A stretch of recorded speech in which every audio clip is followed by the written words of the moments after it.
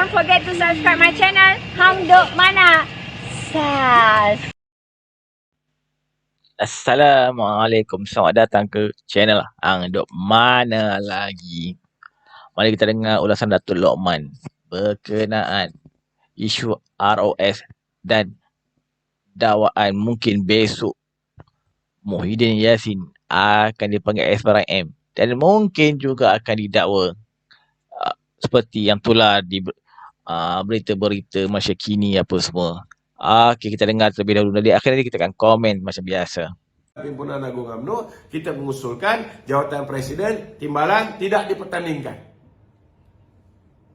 Ini kita faham. Jadi tafsiran yang dibuat oleh Ketua Pengarah ROS sekarang ini yang bercanggah dengan Kementerian Dalam Negeri, yang bercanggah dengan KSU. Kita pun fahamlah kenapa dia bercanggah. Sebab dia pun risau takut dia ditukar lepas ni. Jadi kalau dah keluar surat dia, yang sepatutnya selepas perbincangan surat ni pun tak boleh keluar. Tetapi macam mana surat ini boleh keluar? Surat ini hanya dihantar kepada Susah Agung BN. Sudah pastilah bila dapat surat ini, okey, ini kena faham apa yang berlaku. Bila dapat surat daripada ROS ini, Susah Agung BN telah merayu kepada Menteri Dalam Negeri. 8 muka surat, dia memperjelaskan apa yang selama hari ini pernah berlaku di dalam parti kita. Kita baru 4 kali dia bertanding. Kenapa tiba-tiba kali ini tafsiran ROS berbeza? Ketika Ismail Sabri dulu berada sebagai institusi politik kepada Susah Agung UMNO, Sabaruddin Cik.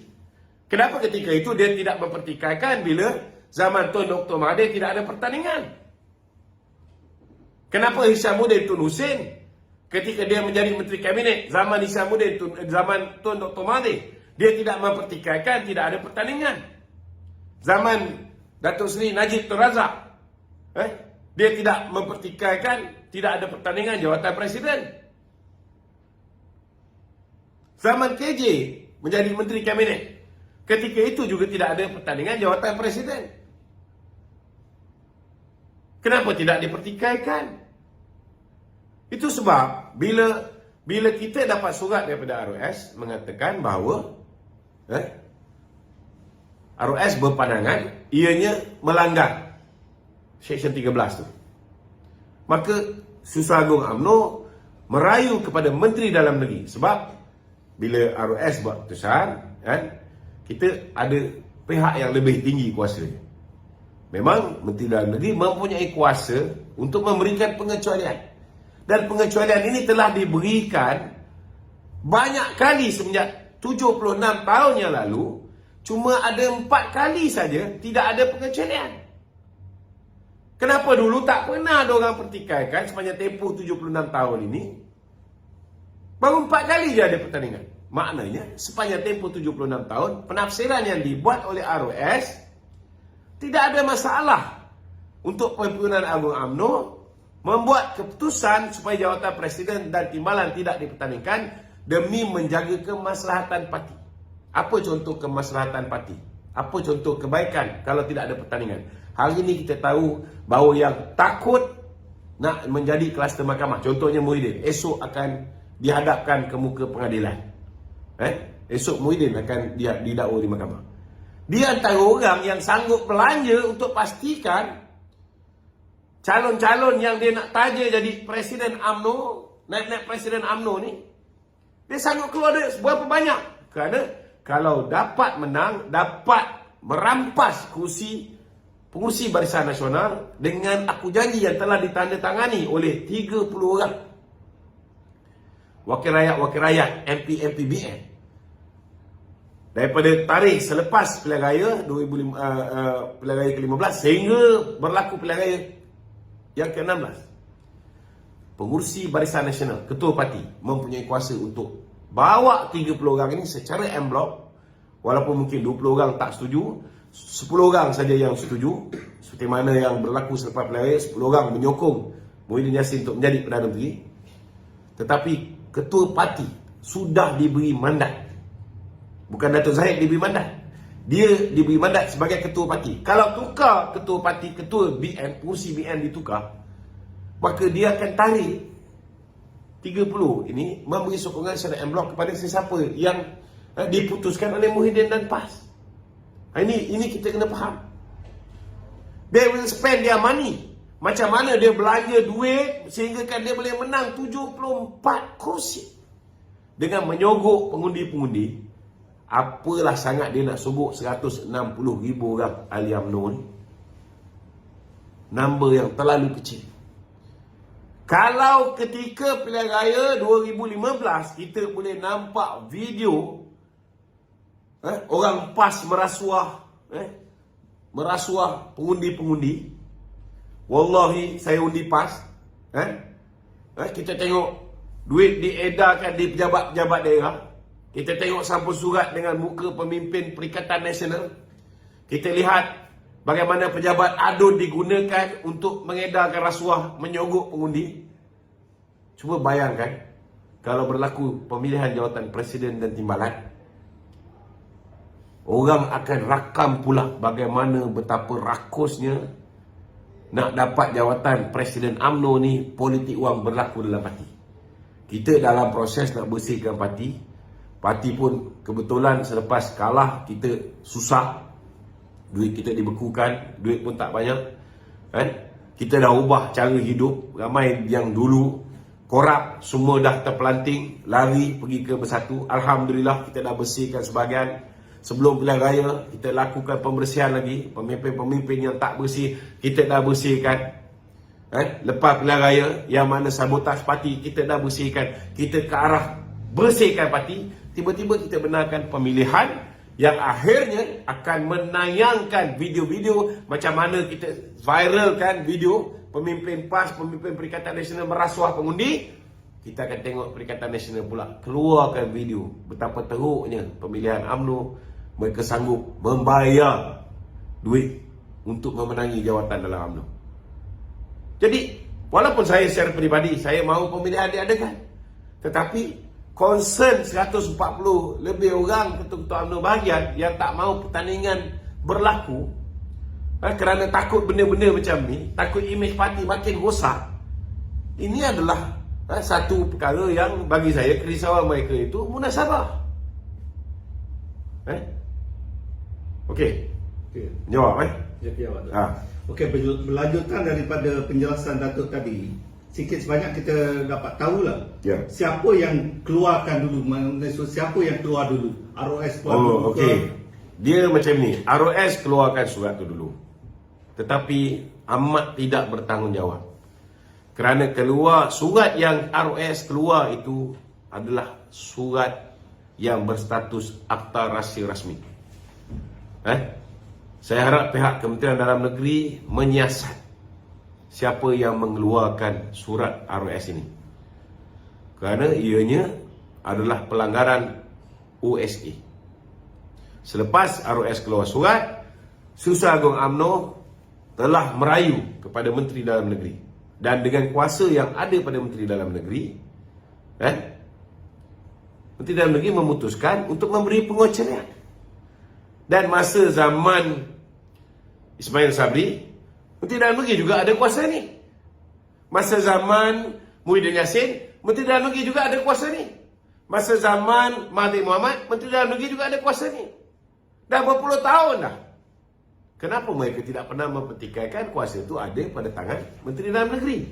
Dan bagaimana mungkin mereka nak mengatakan bahawa Menteri Dalam Negeri menyamatkan Datuk Seri Zahid, sedangkan fakta yang jelas sepanjang tempoh 76 tahun memang jawatan presiden tidak dipertandingkan, kecuali hanya 4 kali saja jawatan presiden dipertandingkan. Kalau misalnya Menteri Dalam Negeri tiba-tiba ikut apa yang ROS buat, memberi penafsiran yang berbeza dengan sepanjang tempoh 76 tahun, there is something wrong. Orang akan kritik Menteri Dalam Negeri. Kenapa kamu tak ikut prosedur selama hari ini kamu benarkan? Supaya jawatan presiden tidak dipertandingkan. Kenapa kali ini tiba-tiba bila Datuk Seri Zahid menjadi presiden berlakunya penganaktirikan ataupun berlakunya double standard? Tidak boleh zaman Datuk Zahid kerana dia nak dijatuhkan oleh setengah-setengah orang yang rapat dengan Perikatan Nasional, maka tidak boleh diluluskan, tidak boleh diberikan pengecualian khas untuk jawatan presiden dan timbalan yang diputuskan oleh perwakilan, dipertandingkan. Siapa sokong, siapa tak sokong, dipertandingkan, bukan free. Bukan kita gunakan autokrasi ataupun kita gunakan veto. Tak ada pertandingan, tak ada. Dipertandingkan dan disokong oleh 95% perwakilan. Takkan Menteri Dalam Negeri nak buat satu keputusan. Ini urusan dalaman Parti UMNO.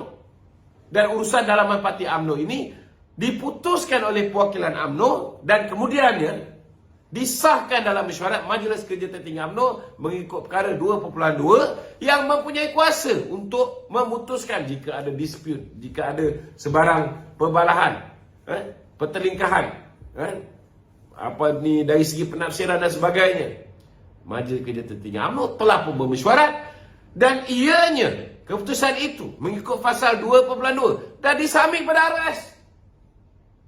Itu sebab saya rasa salah satu kesilapan kerajaan hari ini ialah bila kita berkuasa, perkara pertama, jangan kita tinggalkan saki baki pemerintahan Kerajaan Perikatan Nasional yang dah tentu-tentu orang dia untuk kekal di dalam posisi yang boleh mendatangkan bahaya pada negara.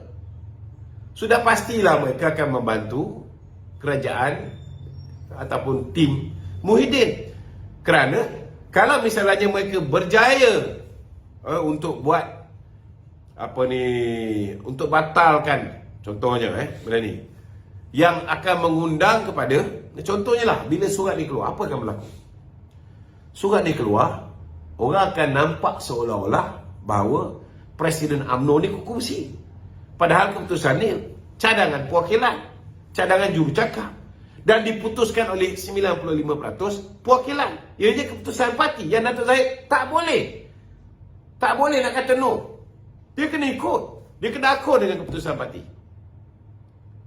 Tetapi gambaran sudah pasti gambaran yang buruk. Dan kenapa dikeluarkan sekarang? Sebab pemilihan akan berlaku pada 18 hari bulan Mac ini. Bila keluar dokumen ni, ini OSA, surat Datuk Seri Saifuddin juga OSA. Macam mana boleh keluar? Sebab ada orang potong perkataan sulit rahsia tu. Maka ianya dianggap sebagai bukan dokumen OSA. Sebenarnya OSA. OSA punya dokumen. Nampak tak? Ada perancangan jahat. Sebab apa?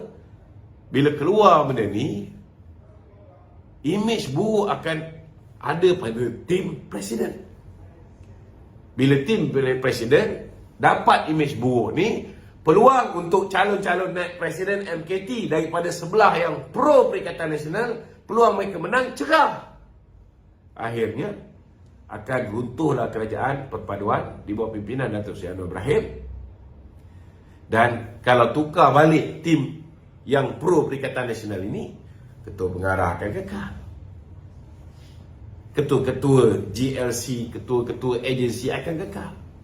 Itu sebab kita sebagai rakyat kena bijak memikirkan kenapa benda ni berlaku. Kenapa surat yang berstatus OSA boleh tular? Komen saya, Alhamdulillah kerana KDN telah memberi perbalasan kepada UMNO dan jawatan Presiden dan Timbalan Presiden tidak perlu dipertandingkan. Dengan itu sendirinya kerajaan perpaduan ini akan terus kukuh. Dan berkenaan dengan kemungkinan Muhyiddin akan didakwa atau dipanggil esok, sama-samalah kita lihat esok.